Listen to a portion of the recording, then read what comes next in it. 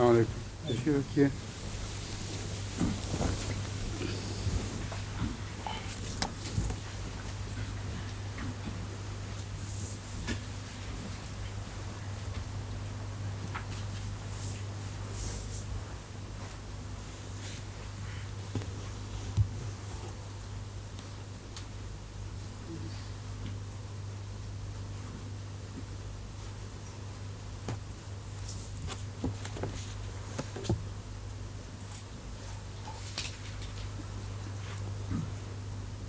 آیت 30 کی تلاوت ہونی ہے.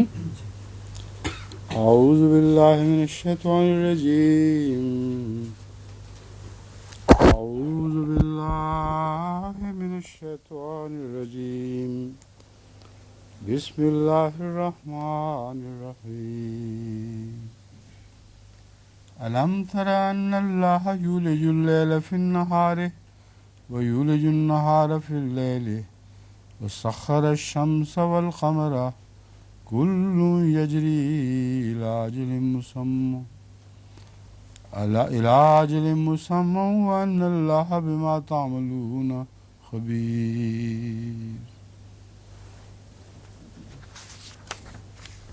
ذلك بأن الله هو الحق وأن ما يدعون من دونه الباطل وأن الله هو العلي الكبير.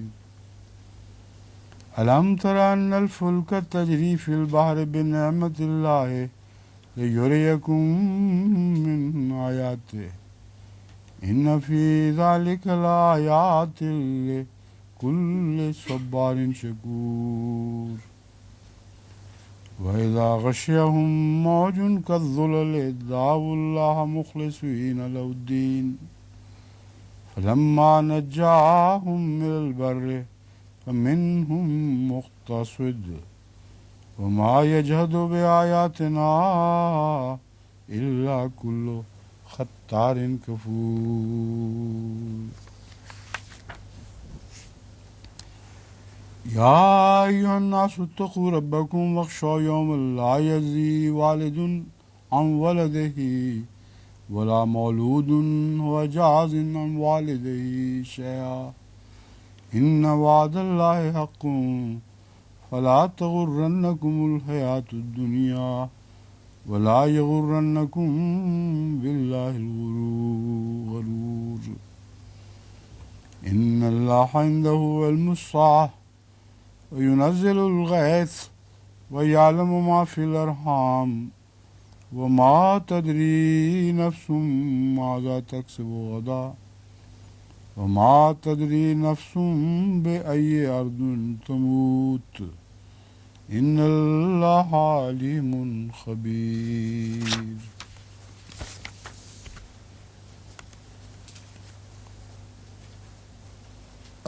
ألم تر أن الله يولج الليل في النهار ويولج النهار في الليل.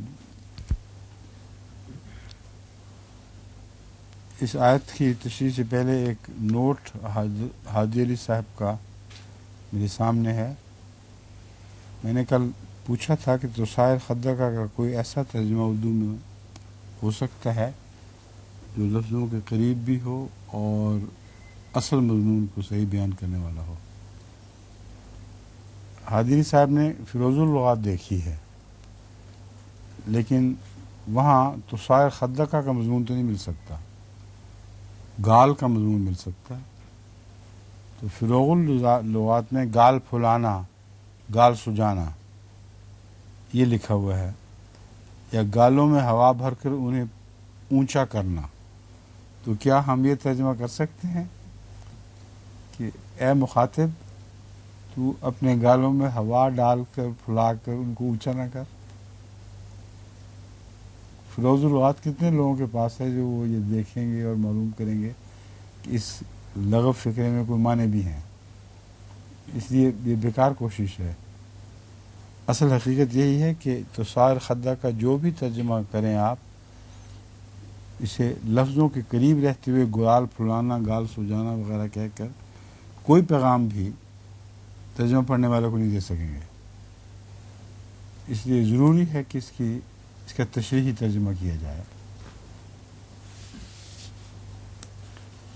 اس تمہید کے بعد اب میں اس آیت کو شروع کرتا ہوں. کیا تو نے نہیں دیکھا کہ اللہ تعالیٰ رات کو دن میں داخل کرتا ہے اور دن کو رات میں داخل کرتا ہے. وسخر الشمس والقمر، اور سورج کو اور چاند کو اس نے مسخر کر رکھا ہے. کل یجری الی اجل مسمى، ہر چیز ایک معین مدت کی طرف جاری ہے. وَأَنَّ اللَّهَ بِمَا تَعْمَلُونَ خبیر، اور یقیناً اللہ تعالیٰ جو تم کرتے ہو اس سے باخبر ہے. اس آیت کریمہ کے ترجمے سے آپ کو کیا بات سمجھ آ رہی ہے، اور ضروری ہے کہ اسے سمجھا جائے، ورنہ اس آیت کا منطوق پورا نہیں ہوگا. اس کا جو مقصد ہے، کیا بیان کرنا چاہتی ہے، کیا بیان نہیں کرنا چاہتی، یہ بات سمجھنے کے لائق ہے. فرمائیے. رات کو دن میں داخل کرتا ہے.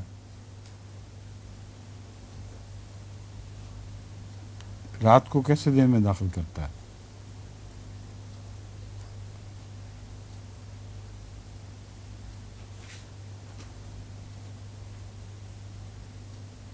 یہ تو سیدھی سی بات ہے کہ رفتہ رفتہ رات کی سیاہی دن کی روشنی سے مغلوب ہونے لگتی ہے، اور یوں محسوس ہوتا ہے کہ رات دن میں داخل ہو رہی ہے. یہ تو بالکل صاف اور سیدھی بات ہے. اور اسی طرح یولج النہار فی اللیل، اور دن کو رات میں داخل کرتا ہے، اس کا برعکس مضمون ہے. اس طرح کیوں بیان فرمایا گیا ہے؟ اور وسخر الشمس والقمر کو ان دونوں کی تشخیص اس کے ساتھ ہی کیوں بیان کر دی گئی ہے؟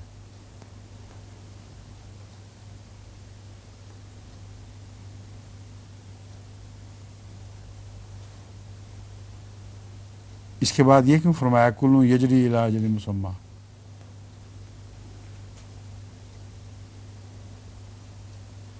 وجہ بالکل واضح ہے کہ یہ بیان کرنا بھی مقصود ہے کہ زمین فلیٹ نہیں ہے، جیسا کہ اس زمانے کے لوگ سمجھا کرتے تھے. اگر اس وقت واضح طور پر انکار کر دیا جاتا کہ زمین ایک ٹکی یا پلیٹ کی طرح نہیں ہے جیسے تم سمجھے ہوئے ہو، اور سورج اور چاند زمین کے گرد گھومتے ہیں، اس لیے رات اور دن بدلتے ہیں، تو یہ خیال ان لوگوں کے لیے ایسے تعجب کا موجب ہو سکتا تھا کہ وہ قرآن کی سچائی سے انکار کر دیتے. اور اگر یہ کہا جاتا کہ زمین فلیٹ ہے اور چاند سورج اس کے گرد گھوم رہے ہیں، تو اس کے آج کی دنیا قرآن کریم کو غلط قرار دیتی. یہ مسئلہ ہے جس کے درپیش ایک ایسی حیرت انگیز طرز بیان اختیار فرمائی گئی ہے کہ دونوں دنیاؤں کو بیک وقت مطمئن کرنے والی ہے.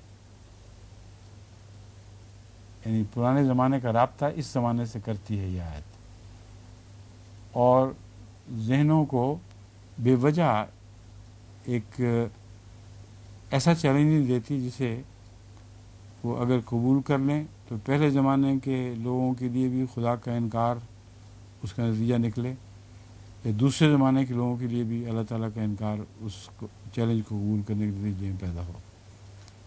یہ ہے اصل طرز بیان جس کو اس طرح سمجھنا ضروری ہے. رات اور دن کا ایک دوسرے میں داخل ہونا تو ہمیں سمجھ آ گیا، لیکن پہلے لوگ یہ سمجھتے تھے کہ رات اور دن اس لیے ایک دوسرے میں داخل ہوتے ہیں کہ سورج گھوم رہا ہے زمین کے گرد اور چاند زمین کے گرد گھوم رہا ہے. یہ آیت یہ کہنے کے باوجود اس کا کلیتاً انکار کر رہی ہے، کیونکہ فرمایا وَسَخَّرَ الشَّمْسَ وَالْقَمَرَ، اس نے سورج اور چاند کو مسخر تو کیا ہوا ہے مگر اس طریق پر کہ کلو یجری الی اجل مسمى. کلہما نہیں فرمایا، کلہما یجری، کیونکہ فرمایا کلو یجری الی اجل مسمى. اس میں زمین بھی آ گئی، سورج بھی آ گیا، چاند بھی آ گیا. یہ تینوں متحرک ضرور ہیں، لیکن زمین کے گرد چاند سورج متحرک نہیں ہیں. یہ متحرک ہیں الی اجل مسمى، ایک ایسی مدت کی طرف جو مقرر ہو چکی ہے. اس طرز بیان میں جیسا کہ میں نے بیان کیا تھا کہ پہلوں کا عقیدہ بھی ملحوظ رکھا گیا، آنے والوں کا عقیدہ بھی ملحوظ رکھا گیا، لیکن ایک ایسی بات بھی بیان فرما دی گئی جو اس زمانے کا سائنٹسٹ جو اس مضمون سے تعلق رکھتا ہے ابھی پوری طرح بیان کرنے کا اہل نہیں ہوا. وہ ہے الی اجل مسمى، کہ یہ چاند اور سورج بلکہ ہر چیز ایک ایسی مدت کی طرف سفر کر رہی ہے جس کے بعد وہ آگے نہیں بڑھ سکتے، اور وہ مدت طے شدہ ہے، یقینی ہے اور قطعی ہے. یہ وہ چیز ہے جو اس سے پہلے کہ انسان سوچ بھی نہیں سکتا تھا، اور اس زمانے کے سائنٹسٹ بھی آج سے چند سال پہلے تک اس بات کو یقین کے ساتھ نہیں کہہ سکتا تھا کہ زمین و آسمان ایک وقت ختم ہو جائیں گے.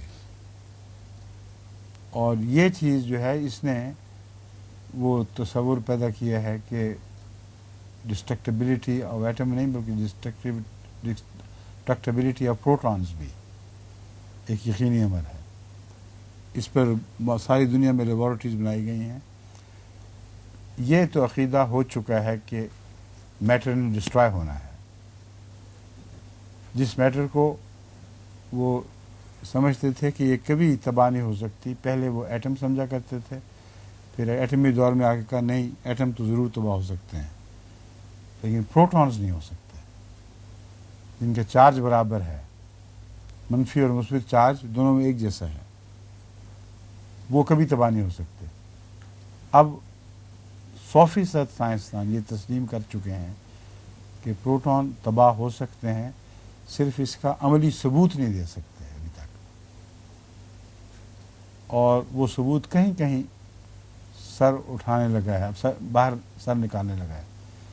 یہ جو لمبی لمبی ٹنلز بنائی جا رہی ہیں آج کل اٹلی میں بھی اور امریکہ میں بھی، بے انتہا خرچ ہو رہا ہے ان پر، وہ یہی ثابت کرنے کے لیے ہے کہ پروٹون ڈسٹرائے ہو سکتا ہے. صرف ہم یہ دیکھنا چاہتے ہیں ہماری آنکھوں کے سامنے کوئی پروٹون ڈسٹرائے ہو جائے. یہ بہت ہی کمپلیکس یعنی بہت ہی گہرا الجھا ہوا مضمون ہے جس پر سائنسدانوں کا غور ہے، مگر قرآن کریم کا یہ بیان کتنا سادہ اور کتنا قطعی ہے، اور بین ہی اس مضمون سے تعلق رکھتا ہے. کلو یجری الی اجل مسمى، یعنی یجری میں کوئی مقام نہیں بیان فرمایا، اس مقام کی طرف حرکت کر رہے ہیں. یہ بات قابل غور ہے، ورنہ بتانا چاہیے تھا ایک معین مقام. کسی مقام کی طرف حرکت نہیں، ایک وقت کی طرف حرکت ہے، اور اس وقت سے آگے نہیں نکل سکتے. تو کائنات کی مدت معین ایک وقت کے دائرے میں باندھی ہوئی ہے. یہ دیکھنے میں اتنی سادہ سادہ آیتیں ہیں کہ آدمی حیران رہ جاتا ہے. ان میں ڈوب کر کتنے عظیم الشان مضمون ان میں مخفی ہیں. تو تفسیر کا وقت نہیں، ورنہ میں آپ کو تفصیل سے بتا سکتا تھا کہ اجل مسمى میں کون کون سی باتیں بیان ہوئی ہیں. لیکن آئندہ آپ قرآن کریم پڑھتے وقت ان چیزوں کو ملحوظ رکھیں کہ اس آیت میں سارے مضامین داخل ہو گئے ہیں. ذالک بأن اللہ هو الحق وأن ما يدعون من دونه الباطل وأن اللہ هو العلی الکبیر. یہ اس لیے ہے کہ اللہ حق ہے. وأن ما يدعون من دونه، کیا کس لیے ہے یہ سوال ہے. یہ تو واضح ہے، یہ اس لیے ہے کہ اللہ حق ہے، وَأَنَّمَا يَدْعُونَ مِن دُونِهِ الْبَاطِلُ، اور جو وہ اس کے سوا پکارتے ہیں وہ جھوٹ ہے، وَأَنَّ اللَّهَ هُوَ الْعَلِيُّ الْكَبِيرُ، اور اللہ تعالیٰ یقیناً بہت بلند اور بہت بڑا ہے۔ کیا مطلب ہے اس کا؟ اس کے ساتھ کیوں تعلق ہے اس آیت کا؟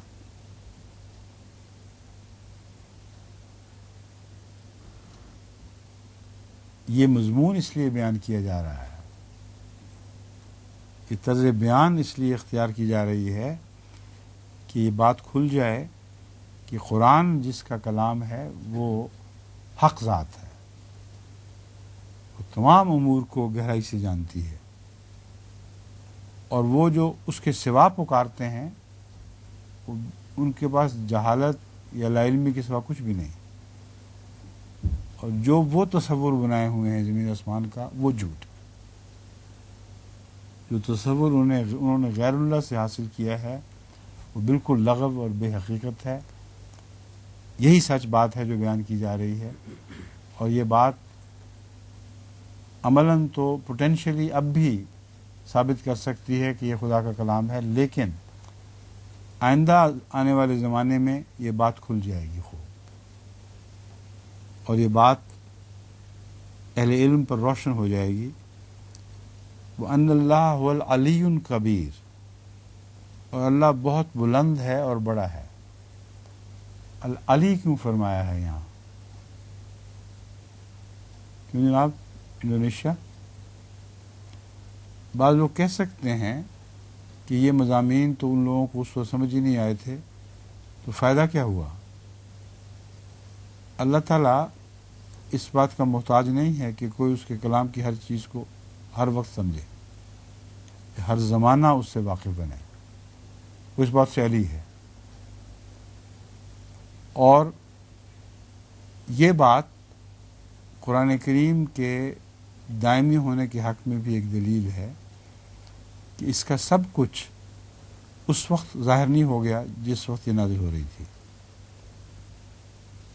اگر اس زمانے میں کچھ ظاہر ہو رہا ہے تو یقین رکھنا چاہیے کہ آئندہ زمانوں میں بھی نئی نئی باتیں اسی قرآن سے ظاہر ہوتی رہیں گی، اور اللہ کو اس کی فکر نہیں ہے کہ کس زمانے میں کیا ظاہر ہوتا ہے، وہ علی ہے ان باتوں سے، بلند تر ہے ان باتوں سے، اور کبیر ہے۔ کبیر کس کو کہتے ہیں؟ عظیم کے مقابل پر کبیر کے کیا معنی ہیں، اور اکبر کے معنوں کے مقابل پر کبیر کے کیا معنی ہیں؟ یہ بات بتائیے مومن صاحب۔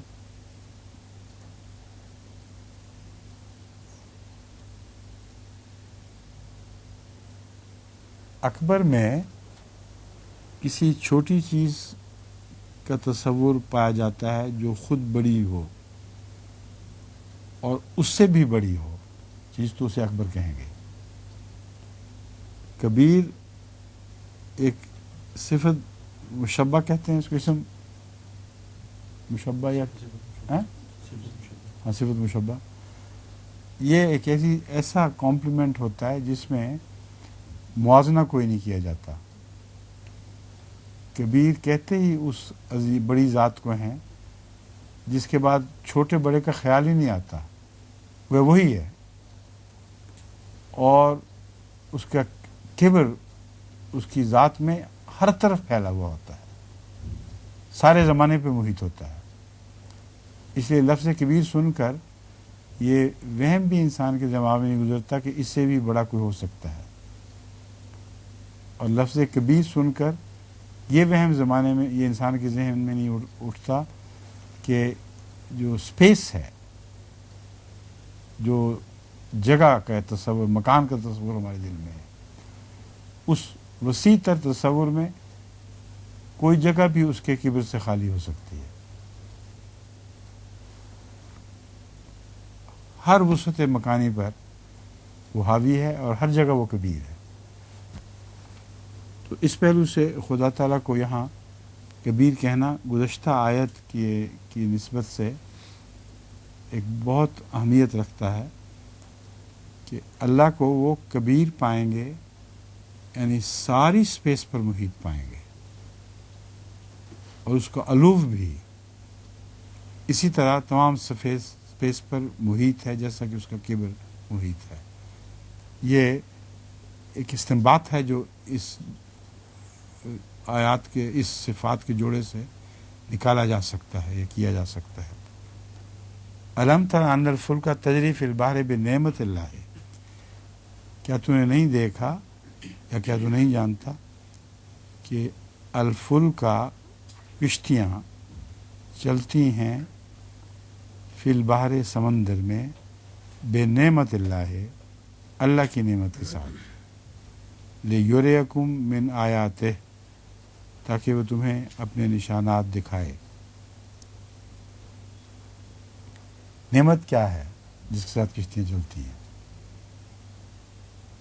کیا مراد ہے؟ نعمت لیے ہوئے چلتی ہیں یا ان کا چلنا ایک نعمت ہے؟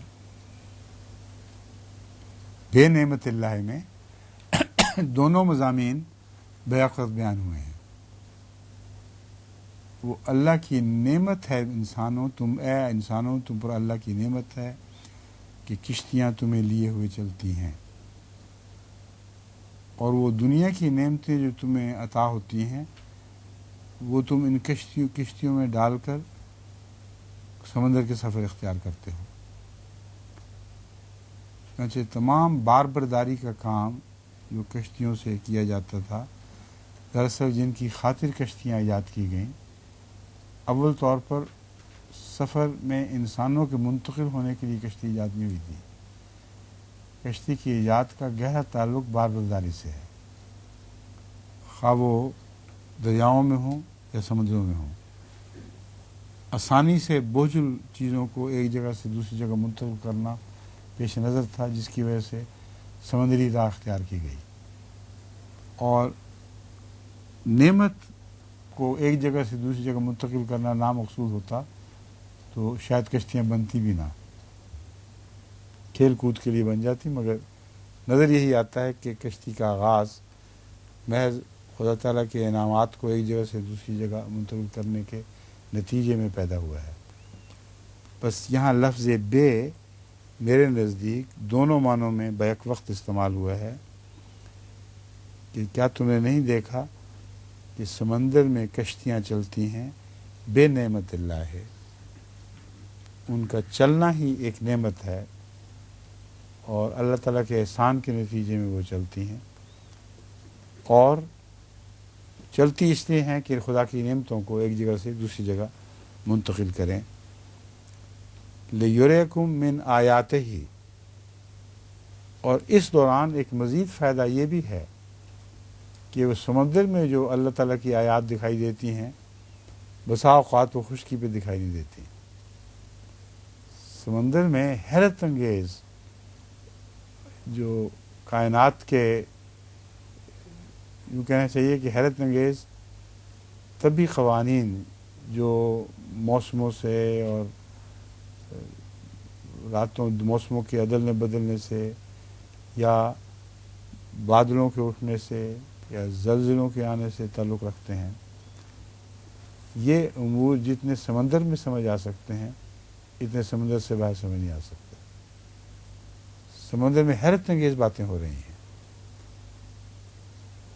انڈونیشیا کے سمندر سے آپ کو علم ہے کہ ایک ایسا حیرت انگیز آتش فشاں اٹھا تھا جس کے نشان دور دور تک دنیا میں پھیل گئے، اور وہ سمندر کے بیچ سے نکلا تھا، اور بعض سائنسدانوں نے اس کا مشاہدہ اس وقت کیا جب وہ جہاز میں بیٹھے سفر کر رہے تھے۔ وہ یہ بتاتے ہیں کہ اگر وہ نہ دیکھتے اس مضمون کو اپنی آنکھوں کے سامنے تو خشکی پر رہنے والوں کو معلوم ہی نہیں ہو سکتا تھا کہ کیا عجیب چیز ہے، اور سمندر کے اندر انہوں نے یہ حیرت انگیز نظارے کیے اور واپس آ کر بیان کیے۔ سمجھ گئے آپ؟ اس کا خصوصاً انڈونیشیا سے تعلق ہے۔ اس کے علاوہ دوسرے ممالک میں بھی ایسے طوفان برپا ہوئے ہیں جو سمندر کے آتش فشاں پھٹنے سے ہوئے، لیکن سمندر پہ چلنے والی کشتیوں کو یا جہازوں کو جو عجیب و غریب باتیں اللہ کی قدرت کی معلوم ہوتی ہیں، وہ سائنسدان جو اس مضمون میں خصوص تخصیص رکھتے ہیں، ان کی کتابیں آپ پڑھ کے دیکھ لیں تو اس آیت کی تصدیق میں لکھی ہوئی کتابیں معلوم ہوتی ہیں، حالانکہ ان کو پتہ بھی نہیں کہ قرآن کریم میں یہ آیت موجود ہے۔ خشکی پر بیٹھے ہوئے بڑے بڑے قوانین قدرت دیکھے جاتے ہیں، اور وہ جن کا مضمون یہ ہے جیسے سمندر کے اوپر تحقیق اور اس پر جہازوں کے سفر کی تحقیق، ان کی کتابیں بھری پڑی ہیں ایسے مضامین سے کہ جو اللہ کی قدرت اور اس کی شان سمندر میں سفر کرنے والوں پر ظاہر ہوتی ہے، وہ دنیا والوں پر نہیں ہو سکتی، خشکی والوں پر نہیں ہو سکتی۔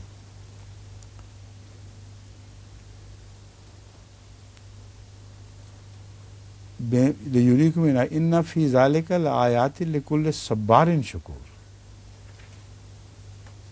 یہ بہت مزیدار بات ہے۔ سمندر میں صبر بھی بڑا ہے، جس سے لیس ہوئے بغیر کوئی انسان سمندر میں سفر کر ہی نہیں سکتا،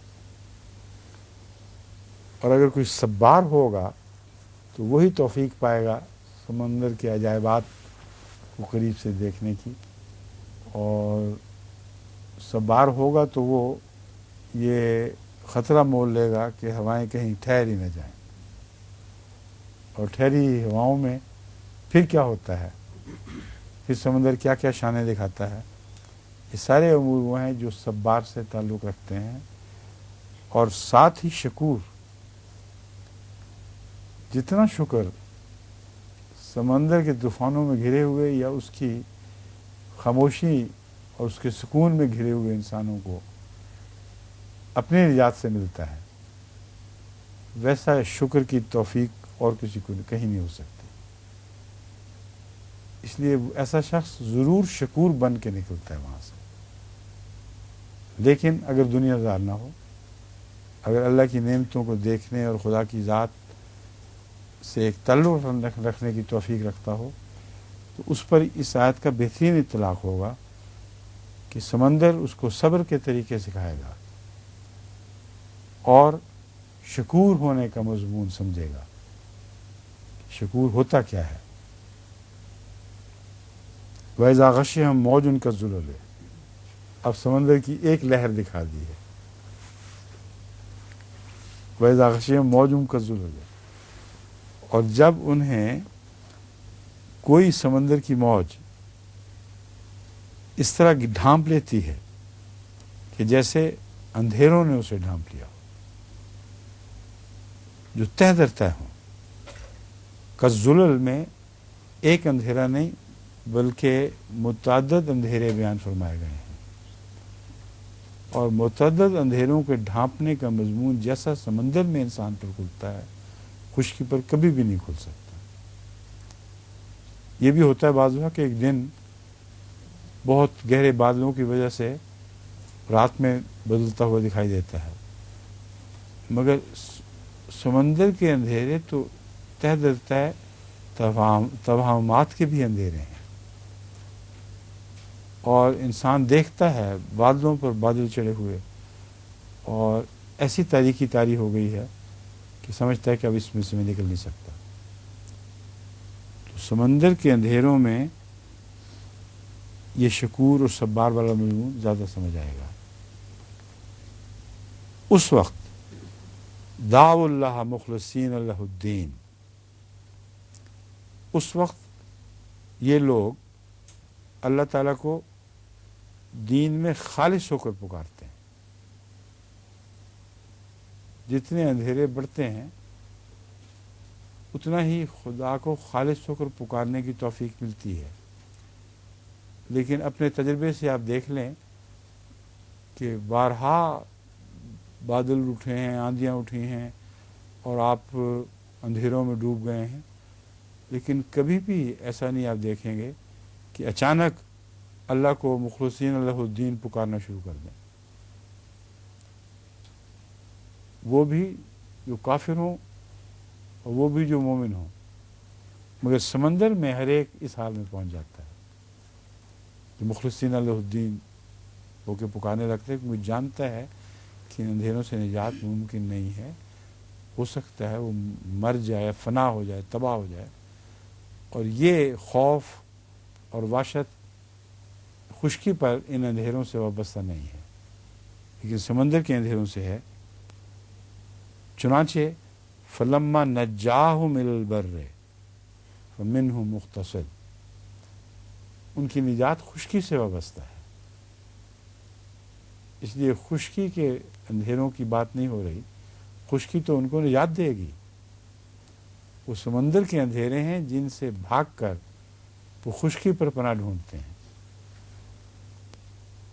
لیکن جب اللہ انہیں خشکی پر پناہ دیتا ہے، اس طرف لے جاتا ہے کناروں کی طرف، منہم مقتصد، تو ان میں ایسے بھی ہیں جو میانہ روی اختیار کرتے ہیں، یعنی وہ کلیتاً اپنے دین سے پھر نہیں جاتے، وہ متوازن حیثیت کے ساتھ غور کرتے ہیں کہ ہاں اللہ تعالیٰ نے ہی نجات بخشی ہے. لیکن منہم، ان میں سے کچھ ہیں. منہم بتا رہا ہے کہ ان میں سے اکثر یہ نہیں ہوتے. چنانچہ اکثر کیا کرتے ہیں، وما یجحد بآیاتنا الا کل ختار کفور، ہماری آیات سے کے بارے میں جھگڑا کرنے والے خطار اور کفور کے سوا نہیں ہوتے. خطار کہتے ہیں سخت دھوکے باز کو، اور کفور سخت ناشکرے کو. تو یہ لوگ جن کی اکثریت ہے، ان کو جب خشکی پہ نجات مل بھی جاتی ہے تو سخت دھوکے سے کام لیتے ہیں. اس وقت اپنی چلاکیاں بتاتے ہیں کہ ہم نے پھر اس طرح یہ طریقہ اختیار کیا اور اس طرح ہم نے نجات حاصل کر لی. اور سخت ناشکرے ہوتے ہیں، جانتے ہیں دل میں سے کہ اللہ کا قانون اگر ان کی مدد نہ کرتا، یا غیر معمولی خدا تعالیٰ کا احسان ان کی مدد نہ کرتا، تو خوش سمندروں سے خشکی کی طرف زندہ پہنچ ہی نہیں سکتے تھے.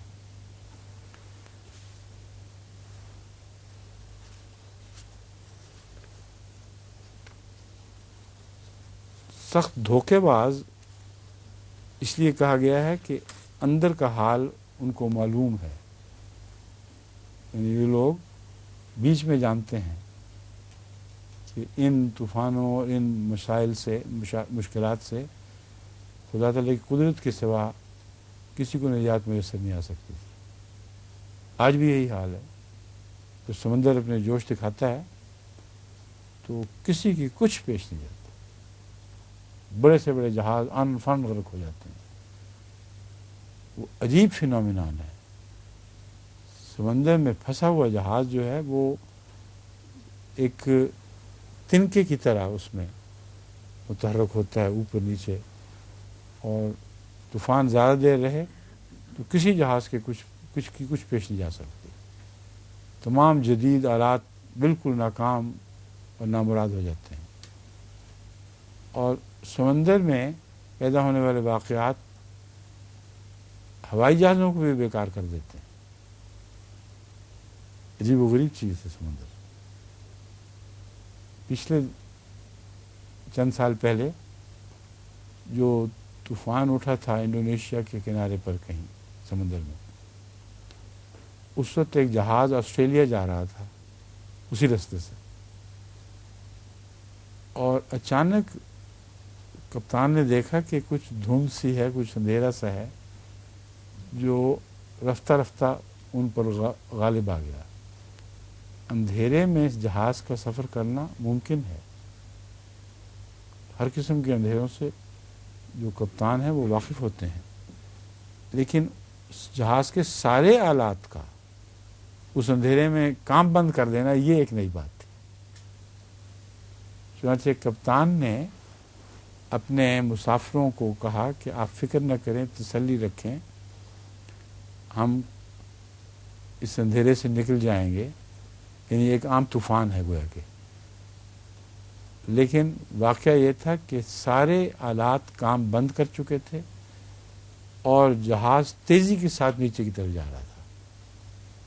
اتنا تیزی سے وہ نیچے اتر رہا تھا کہ کسی وقت بھی اچانک دھماکے کے ساتھ اس کے ٹکڑے اٹھ سکتے تھے. کپتان وغیرہ یہ حیران تھے کہ ہوا کیا ہے، کس قسم کا طوفان آیا کہ ہمارے سارے بجلی کے آلات کام نہیں کر رہے اور چاروں انجن بند ایک دم بند ہو گئے. جب خدا تعالیٰ نے ان کو اس اندھیرے سے نکالا تو پھر ان کو پتہ چلا کہ نیچے سمندر میں ایک آتش فشاں پہاڑ پھٹا تھا جس کا دھواں 1000 فیٹ یعنی جہاز کی بلندی سے بھی اونچا ایک دم نکلا ہے، اور وہ دھواں ایسا تھا کہ جو انجن میں گھس گیا ہر جگہ، اور اس دھوئیں کے ہوتے ہوئے کوئی مشین کام نہیں کر سکتی تھی. اور اچانک ہوا نے کچھ ایسا پلٹا کھایا کہ وہ جو آتش فشاں کا دھواں تھا وہ جہاز سے ہٹا کر ہوائیں لے گئیں، اور اچانک سب انجنوں نے کام شروع کر دیا. تب ان کو پتہ چلا کہ وہ زمین کے کتنا قریب پہنچ چکے تھے، اور یہ ہوا کی حرکت بھی تو اللہ ہی کا کام تھا. وہ طوفان پیدا ہونا بھی اللہ کی قدرت کا نشان تھا. اس طوفان کے مضر اثرات سے بچا کر اس جہاز کو نکال لے جانا یہ بھی خدا کا کام تھا. تو سمندر عجیب و غریب چیزیں دکھاتا ہے، اور اسی طرف یہ آیت اشارہ فرما رہی ہے، ما تدری نفس نا یا ایھا الناس اتقوا ربکم واخشوا یوما لا یجزی والد عن ولدہ. اس نصیحت کے بعد جو زمین اور آسمان کے عجائبات اور سمندروں کے عجائبات کے حوالے سے فرمائی گئی ہے، اللہ تعالیٰ فرماتا ہے اے انسانوں اتقوا ربکم، اپنے رب کا تقوی اختیار کرو، واخشوا یوما، اور اس دن سے ڈرو، لا یجزی والد عن ولدہ، کہ کوئی والد اپنے بیٹے کے کام نہیں آ سکے گا، ولا مولود ہوا جاز عن والدہ شیئا، اور نہ کوئی بچہ اپنے باپ کے کسی کام آ سکے گا ذرہ بھر بھی.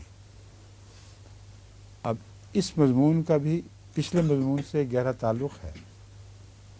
اس دنیا میں ہم بین ہی یہ کچھ ہوتے دیکھتے ہیں، وہ ان عجائب قدرت کے ذریعے جو یہاں رونما ہوتے رہتے ہیں. امریکہ میں ایک ریاست ہے، غالباً واشنگٹن ریاست میں یہ واقعہ گزرا تھا، جہاں میں اپنے بچوں کو لے کر ایک دفعہ سیر کے لیے بھی گیا تھا، پورٹلینڈ سے آگے. وہاں ایک آتش فشاں پہاڑ تھا جو کبھی کبھی تھوڑا تھوڑا دھواں نکالتا رہتا تھا، لیکن غالباً ہمارے سفر کے بعد یا اس سے پہلے شاید واقعہ گزر چکا ہو، میرا خیال ہے کہ شاید پہلے گزر چکا تھا. وہ آتش فشاں پہاڑ اتنے زور سے پھٹا کہ لاکھوں ارب ٹن، آپ جس کا تصور بھی نہیں کر سکتے، مٹی اور راکس یعنی چٹانیں اور دوسرا مواد جو زمین سے متعلق ہوتا ہے وہ ایک دم اچھال دیا گیا. اور کہتے ہیں اتنا خوفناک زلزلہ امریکہ کی معلوم تاریخ میں پہلے کبھی نہیں آیا، اور بعضوں کا خیال ہے کہ اتنا خوفناک زلزلہ کبھی اس تاریخ میں نہیں آیا جو انسان نے ریکارڈ کی ہوئی ہے کہیں بھی کسی دنیا میں بھی. وہاں یہ واقعہ ہوا ہے جو اس آیت میں بیان ہو رہا ہے. ایسے وقت میں جن خاندانوں کے بیانات انہوں نے ریکارڈ کیے وہ بتاتے ہیں کہ مثلا ہم 30 میل دور تھے اس واقعے سے، یا اتنے میل دور تھے. ہم اپنے بچوں کو بچانے کی کوشش کرنا چاہتے تھے مگر کر ہی نہیں سکتے تھے، اور بعض بچوں کا بیان تھا کہ ہم اپنے ماں باپ کو بچانے کی کوشش کرنا چاہتے تھے مگر کر سکتے ہی نہیں تھے. ناممکن تھا ہمارے لیے کہ کسی طرح بھی اپنے ماں باپ کے کام آئیں یا ماں باپ اپنے بچوں کے کام آئیں. وہ اگر چاہتے بھی خطرے میں چھلانگ لگانا تب بھی نہیں کر سکتے تھے. تو جب اس دنیا میں ہم یہ دیکھ رہے ہیں تو یہ وہی مضامین ہیں جو پیچھے سے بیان ہوتے ہوئے یہاں پہنچے ہیں. اللہ تعالیٰ فرماتا ہے اے انسانوں اپنے رب کا تقوی اختیار کرو اور اس دن سے ڈرو، یعنی قیامت کو.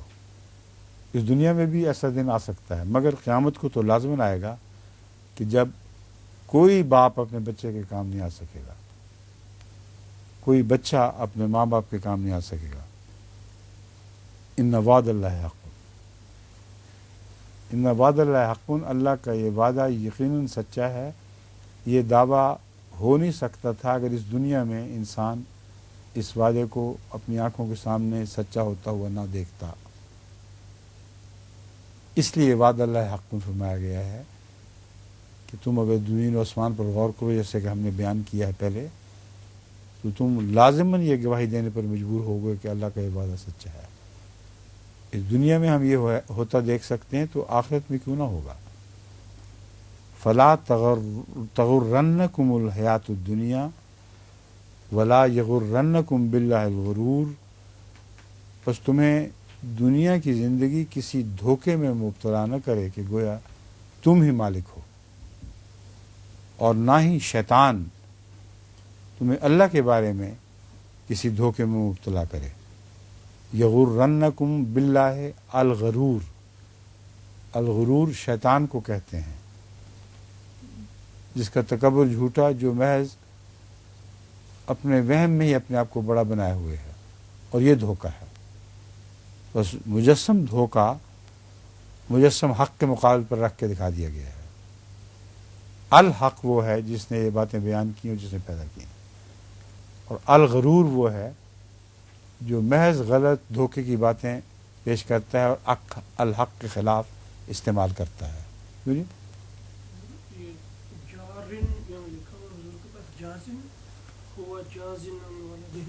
ایک منٹ،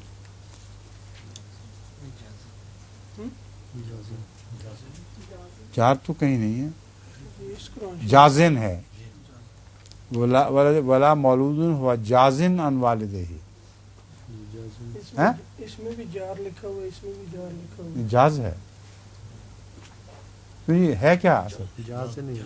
جازی نہیں ہے نا، میں نے بھی جازی نہیں پڑھا تھا. یہاں جار لکھا ہوا ہے اس کرانچی میں غلطی. وہ ٹھیک کریں، اس کو ٹھیک کر لیں صاحب. وہ جازن ان والدہ، کیا مطلب نہیں لکھا وہاں، جازن لکھا ہوا ہے نا. یہ کون سا قرآن ہے؟ اچھا ٹھیک ہے، ہاں میں سمجھ گیا.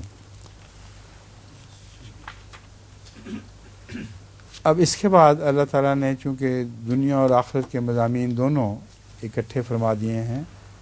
یہ آیت بڑی دلچسپ اور ایک تفریق رکھنے والی آیت ہے جس تفریق کی طرف عموماً لوگوں کی توجہ نہیں جاتی. ان اللہ عندہ علم الساعہ، یہ وعدے جو گھڑیوں کے کیے گئے ہیں جو اچانک آئیں گی، دنیا میں بھی آئیں گی اور آخرت میں بھی آئیں گی، اس کا حقیقی علم اللہ کو ہے. ایسے وقت میں آتی ہیں یہ چیزیں، ایسے وقت میں ظاہر ہوتی ہیں کہ انسان کوئی تصور بھی نہیں کر سکتا کہ یہ کچھ ہونے والا ہے. اس دنیا میں بھی یہ سارے واقعات اچانک رونما ہوتے ہیں، اور آخرت بھی اسی طرح دنیا والوں کے لیے ایک تعجب کے رنگ میں ظاہر ہوگی جس کا وہ تصور نہیں کرتے، مگر اللہ کو اس کا علم ہے. وَيُنَزِّلُ الْغَيْثَ، اور وہ بادل اتارتا ہے. وَيَعْلَمُ مَا فِي الْأَرْحَامِ، اور وہ جانتا ہے جو رحموں کے اندر ہے. تین باتیں ہیں بیان میں. ان تینوں باتوں کے ساتھ یہ بیان نہیں فرمایا گیا کہ انسان یہ امور نہیں جان سکتا. آلات کی مدد سے انسان مثلا آنے والی سمندری تبدیلیاں جو گہری تبدیلیاں ہیں یا موسمی تبدیلیاں ہیں ان کے متعلق کسی حد تک علم رکھتا ہے اور رکھ سکتا ہے، پیشگوئیاں کر سکتا ہے، جو صبح سیر پہ جانے سے پہلے جو کی جاتی ہیں پیشگوئیاں اکثر جھوٹی نکلتی ہیں لیکن سچی بھی ہوتی ہیں بعض دفعہ، یعنی آلات سچی پیشگوئیاں بھی کر سکتے ہیں غیث کے متعلق، میرا مطلب ہے بارش کے برسنے کے متعلق، اور ارحام کے متعلق بھی آج کل دنیا خوب اچھی طرح جان لیتی ہے۔ آپ کسی نے ٹیسٹ کروانا ہو جا کے ڈاکٹر سے پوچھے، یعنی کسی اچھے اسپتال میں جا کر ایگزامن کروائے، وہ بتا دیں گے کہ لڑکا ہے کہ لڑکی ہے۔ لیکن یہاں یہ نہیں فرمایا گیا کہ اللہ کے سوا اور کسی کو اس کا علم ممکن نہیں، لیکن اگلی دو باتیں ایسی ہیں جن میں یہ دعویٰ کیا گیا ہے، وَمَا تَدْرِي نَفْسٌ بِأَيِّ أَرْضٍ تَمُوتُ، وَمَا تَدْرِي مَاذَا تَكْسِبُ غَدًا، وَمَا تَدْرِي نَفْسٌ مَاذَا تَكْسِبُ غَدًا، یہ پہلا حصہ ہے، لیکن کسی کو یہ پتہ نہیں کہ کل وہ کیا کمائے گا، نہ آلات کی مدد سے پتہ لگ سکتا ہے، نہ کسی اور ذریعے سے۔ جو دنیا کی اقتصادیات ہیں وہ اتنے ہچکولے لیتی ہیں کہ آج کا امیر کل کا فقیر بن سکتا ہے۔ یہ وہ مضمون ہے، یہ دو حصے ہیں جن میں یہ قدغن لگائی گئی ہے کہ اللہ کے سوا انسان کو نہیں علم ہو سکتا۔ بعض لوگ سمجھتے ہیں کہ پہلی تین میں بھی یہی قدغن ہے، اس لیے وہ دھوکے میں پڑتے ہیں اور طرح طرح کے اعتراض اٹھاتے ہیں اپنے دل میں کہ اللہ تعالیٰ نے تو یہ کہا تھا تو انسان کو تو سب چیزوں کو پتہ چل گیا، حالانکہ خدا نے قرآن کریم میں گویا یہ کہا تھا کہ پہلی تین چیزیں بھی انسان کے علم میں نہیں آ سکتی۔ اب عبارت دیکھیں بالکل واضح ہے، وہ ما تدری کا تعلق صرف ان دو باتوں سے ہے جو اب آگے پیش آنے والی ہیں، اور ان دونوں باتوں میں یہ امر یقینی ہے کہ دنیا کے کوئی آلات ان کی انسان کو خبر نہیں دے سکتے جو قطعی ہو۔ ما تدری نفس ماذا تکسب غدا، کل جو اس نے کمانا ہے اس کا کچھ پتہ نہیں۔ وما تدری نفس بأی ارض تموت، کسی کو کچھ پتہ نہیں اس نے کس زمین پہ مر جانا، یہاں مرنا ہے یا چین میں جا کے مرنا ہے۔ وہ جو واقعہ آپ لوگوں نے سنا ہوا ہے وہ دلچسپ ہے کافی، ملک الموت کے متعلق بیان کیا جاتا ہے کہ اس کی ڈیوٹی لگائی گئی کہ فلاں بادشاہ کی عدالت میں کی کورٹ میں فلاں وزیر کو فلاں ملک میں جا کر قتل کرو، یعنی مارو اس کو، اس کی جان فلاں ملک میں لو۔ اور وہ وزیر بیٹھا ہوا تھا بادشاہ کے سامنے اور وقت قریب آ رہا تھا، اس کو پتہ نہیں تھا میں اس کی جان وہاں جا کے کیسے لے لوں جہاں اس نے جانا ہی نہیں۔ یہ دلچسپ واقعہ بیان کیا جاتا ہے جس کی تفصیل میں نہیں جاتا، مگر یہ ایک حقیقت ہے کہ وہ شخص جس کا مرنا کہیں اور مقدر تھا، وہ اپنی جان بچانے کے لیے کسی چیز سے بھاگا ہے اور وہاں پہنچ گیا جہاں اس کی جان لی جانی تھی، اور وہاں پہنچا تو آگے اسرائیل بیٹھا ہو۔ اسی لیے پنجابی میں کہتے ہیں موسیٰ نٹھیا موت تو اگے موت کھڑی۔ موسیٰ جس موت سے بھاگ رہا تھا جب پہنچا تو وہاں آگے موت کھڑی ہوئی تھی۔ تو یہ قصہ ہے جو بیان ہوا ہے بأی ارض تموت، آپ کو تقدیر کشاں کشاں وہاں لے جائے گی جہاں آپ کا مرنا مقدر ہے۔ اور اسی مضمون کو اس صورت میں بیان فرمایا گیا ہے جہاں جنگی حالات، ایک جنگ احد کے حالات ہیں غالباً، اور جہاں لوگ بھاگتے تھے موت سے اور منافق باتیں کرتے تھے کہ ہم ہو وہاں نہیں گئے اس لیے بچ گئے ہیں، اگر تم ہماری بات مانتے تو تم بھی بچتے۔ وہاں خدا تعالیٰ نے اس کو کھول دیا ہے کہ اگر تمہاری موت کہیں مقدر ہوتی تم اپنے بستروں سے اٹھ کھڑے ہوتے، اور دوڑے ہوئے اس جگہ پہنچتے. یہ تقدیر کی آخری شان ہے جو مالک یوم الدین کی مظہر شان ہے. اس میں کوئی اور شریک نہیں ہے. زمانہ بدل گیا مگر آج بھی یہ باتیں اسی طرح سچی ہیں. فَأَيِّ أَرْضٍ تَمُوتُ إِنَّ اللَّهَ عَلِيمٌ خَبِيرٌ. یقیناً اللہ ہی ہے جو ہر چیز کا علم رکھتا ہے اور بہت جاننے والا ہے. اب اگلی صورت سورہ السجدہ شروع ہوگی. اس کے پہلے رکوع کی تلاوت کر کے میں امید رکھتا ہوں کہ اس عرصے میں ہم اس رکوع کا ترجمہ ختم کر لیں گے. اعوذ باللہ من الشیطان الرجیم. بسم اللہ الرحمن الرحیم. الف لام میم تنزیل الکتاب لا ریب فیہ من رب العالمین. ام یقولون افتراہ بل هو الحق من ربک لتنذر قوما ما آتاهم من نذیر من قبلک لعلهم يهتدون. اللہ الذی خلق السماوات والارض وما بینہما فی ستۃ ایام ثم استوى علی العرش ما لکم من دونہ من ولی ولا شفیع افلا تتذکرون. یدبر الامر من السماء الى الارض ثم یعرج الیہ فی یوم کان مقدارہ الف سنۃ مما تعدون.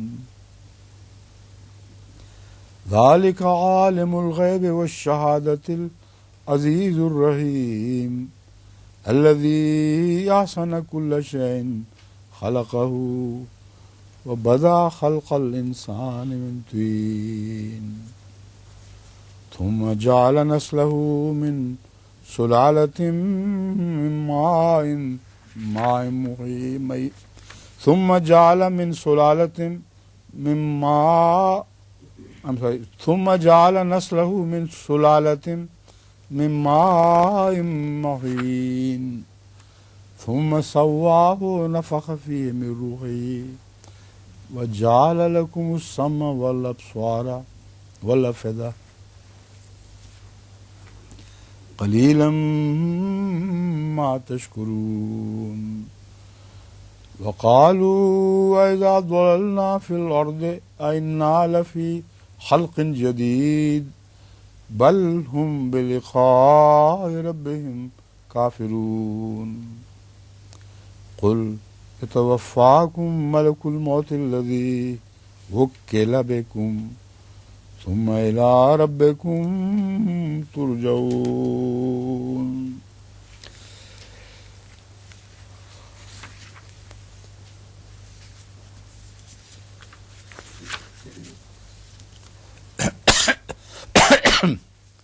سورہ سجدہ اللہ کے نام کے ساتھ جو بے انتہا رحم فرمانے والا اور بار بار رحم کرنے والا ہے.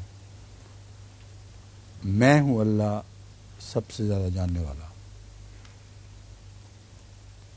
جہاں بھی یہ مضمون بیان ہوا ہے وہاں کتاب کے کمال اور بلا شک ہونے کا ذکر بھی ضرور ملتا ہے.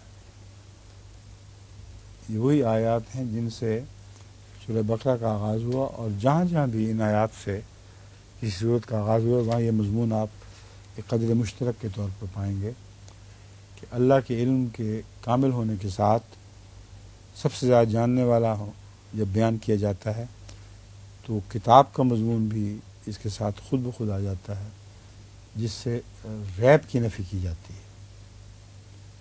اگر وہ سب سے زیادہ جاننے والا ہے تو کم جاننے والا اس کے بیان کردہ مضامین میں شک کا کیا حق رکھتا ہے اور کیسے کر سکتا ہے.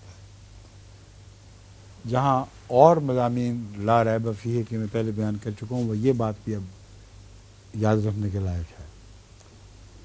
عالم میں ہوں اللہ سب سے زیادہ جاننے والا. جو سب سے زیادہ جاننے والا ہو اس کی باتیں کسی کم جاننے والے کی سمجھ میں آئیں یا نہ آئیں وہ شک کا حق نہیں رکھتا. اس بات کا تو ایک پوٹینشلی حق رکھتا ہے کہ وہ اپنے آپ کو سب سے زیادہ جاننے والا قرار دے. اس وقت اور باتوں سے فیصلہ ہوگا کہ اس کی بات جھوٹی ہے اور اللہ کی بات سچی ہے. لیکن یہ حق نہیں رکھتا کہ مان لے کہ اللہ سب سے زیادہ جاننے والا ہے پھر اس کے بیان فرمودہ مضامین میں کسی قسم کا شک کرے. تنزیل الکتاب لا ریب فیہ من رب العالمین، یہ کتاب، اس کتاب کا نازل ہونا